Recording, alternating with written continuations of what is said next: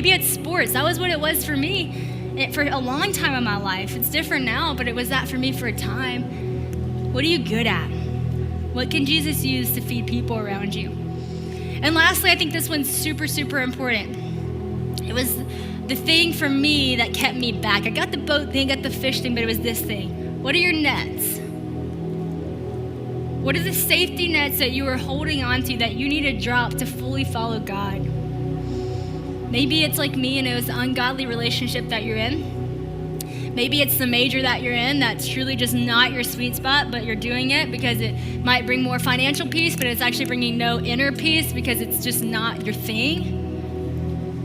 Maybe maybe it's your social status. You're unwilling to give up, go into the things because you feel like I gotta be there if I'm gonna be somebody. Maybe it's your image, this image you put up. You want people to think you're one way because you think it's cool. What is it? What do you need to drop? Maybe it's your Snapchat. Christian and I both had to delete Snapchat at times in our life because it was unhealthy for us. Maybe it's TikTok. What social media are you just kind of abusing? What social media is leading you down an ungodly path? Be willing to drop that net. You see, your life and your ministry should not be two separate things, because that would mean your relationship with Jesus is not welcomed in your life. Your relationship with Jesus and your goals in life should go hand in hand. I feel like I used to walk with Jesus as if I was holding his hand and just kind of bringing him into some of the things that I wanted to bring him along for moral support. But I feel like now it's me holding his hand and him leading me into the doors that we walk through together. His ways are higher, his ways are better. When we first met Peter, his title was a fisherman, but in the letters that he wrote in 1st and 2nd Peter, he addressed himself as a servant of Christ. It's not that Peter wasn't a fisherman, it was just that servant of Christ was above that.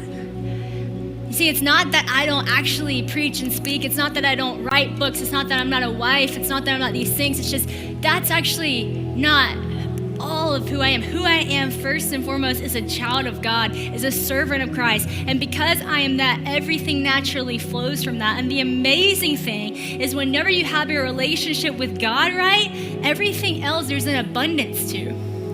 You don't come up empty-handed anymore. You see, because whenever all those other things were placed first, I would be catching fish, but I would come up empty. It was like I was catching nothing. But whenever my relationship with Jesus was that first priority, even if some of those other things like social status and all those things weren't working out, I had an abundance because of who God was in my life. I had joy in a time where I used to would have had so much anxiety. I had peace in a time in my life where I would have never thought peace would be an option for me. I felt immeasurably loved, even though I was in a relationship for so long that made me feel so far from loved. But yet all of a sudden I had an abundance because Jesus was in my boat. Because I was doing things for the purpose of serving Christ. Everything changes when you invite Jesus into the boat. Everything changes when you choose to sit by him. Everything changes when he actually becomes your best friend in life. Everything changes.